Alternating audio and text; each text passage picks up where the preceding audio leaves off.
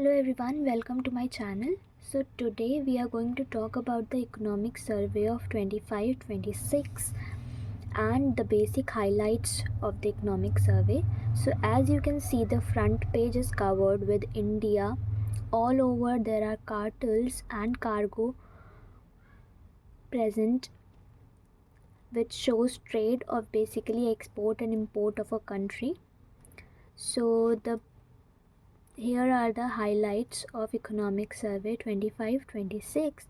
So the highlights document of the economic survey 25-26 succinctly presents the key aspects of each of the 16 chapters using charts, infographics and minimal text, all around 45 pages. So this is written by V Anantha Nageshwaran. He is the chief economic advisor of Ministry of Finance.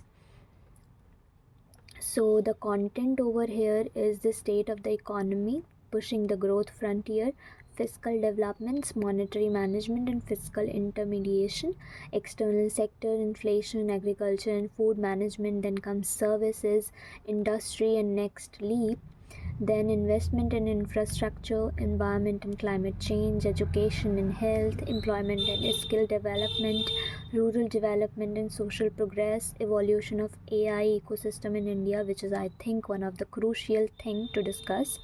Then it comes urbanization. So first is the state of economy pushing the growth frontier. So global policy is increasingly shaped by security and political consideration rather than efficiency or multilateral rules.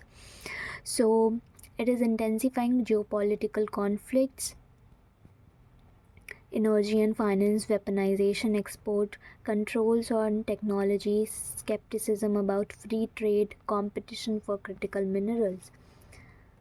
So the graph you can see is zigzag all around from October 5 to October 2025.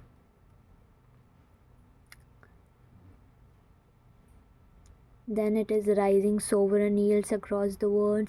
India retains strong growth momentum, expected to grow by 6.8 to 7.2% in financial year 2027. So this is one of the highlighted context of the economic survey, which shows that India's growth will be around 6.8 to 7.2% in FY 2027, which is crucial.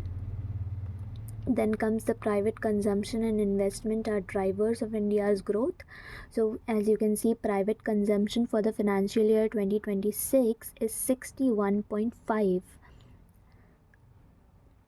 and investment share in nominal GDP in percentage in financial year 26 is 30%. So broad-based growth in real gross value added in percentage, you can see in total GVA is 7.3% for financial year 2026. Agricultural GVA's gross value added is 3.1, industry GVA is 6.2 and services is 6.1 in it's 9.1 in financial year 2026. Then comes Reform Express pushes India's potential GDP to 7% approximately. So capital accumulation, sustained capex, private investments, revival, logistic reforms. Then comes labor input, so greater formalization, implementation of labor codes, skilling and employability. Then total factor productivity, digital public infrastructure, regulatory simplification, efficiency gains. Strong macro fundamentals and sustained reforms. Then comes fiscal developments anchoring stability through credible consolidation. So fiscal policy as a key anchor of macroeconomic stability and confidence. So prudent fiscal management as the key driver behind sovereign credit rating upgrades 2025. Morningstar, DBRS, S&P Global Ratings, RNI, Japan. So fiscal deficit, as you can see the green lines, and the primary deficit is the yellow dotted lines, you can see, as percentage of GDP. They stand 9.2% in financial year 21% fiscal deficit, which has been come to 4.4% in financial year 2026, which is a very wonderful thing. Then comes the primary deficit, that has now been only 0.8%. So it has improved revenue buoyancy, continued emphasis on capex, improved fiscal transparency, continued deficit reduction along a credible path. Then comes sustained revenue buoyancy and broadened the direct tax base. So increase in share of direct taxes in gross tax revenue. So pre-pandemic average and financial year 25 tax policy and administration reforms, strong growth momentum, direct taxes and indirect taxes. This is the data of direct taxes and indirect taxes.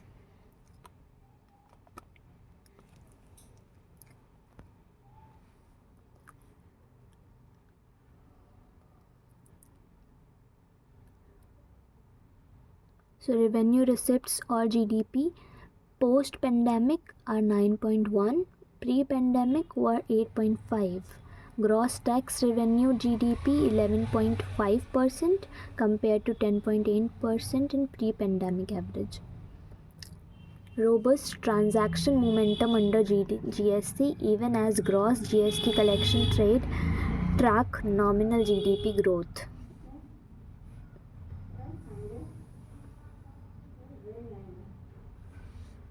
Then comes GST 2.0 reforms and impacts. So it is basically a two-rate structure. 18% is standard and 5% merit.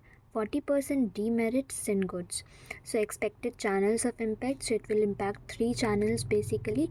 First is consumption boost. Second is manufacturing and trade. Third is structural reforms. So in consumption boost, it will simplify compliance, support household consumptions, wider tax base, and next it will boost manufacturing, enhance trade competitiveness, encourages small businesses to formalize, and then it will resolve inverted duty structure, improve working capital. So these are the basic graphs. So centers effective capex to GDP scaled up from pre-pandemic average of 2.7% to 4% in financial year 2025, and centers SASCI successfully incentivized the states to maintain their capex at 2.4% of GDP. Then coming to monetary management and financial intermediation, refining the regulatory touch. So these are the basic graphs you can see. And then they have showed a expansion of pension coverage. APY and NPS, they have shared two data for financial year 16 and 25, and they have compared them from financial year 2016 to financial year 2025.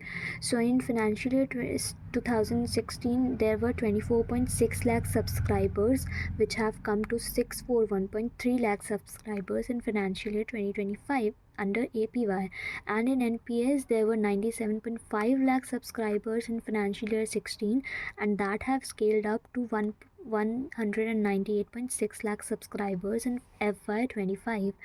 Asset under management in APY was 0.51 thousand crore, which has now been come to 44.8 thousand crore. Same in the case of NPS, it was 118.3 thousand crores, which is now 1398.7 thousand crores.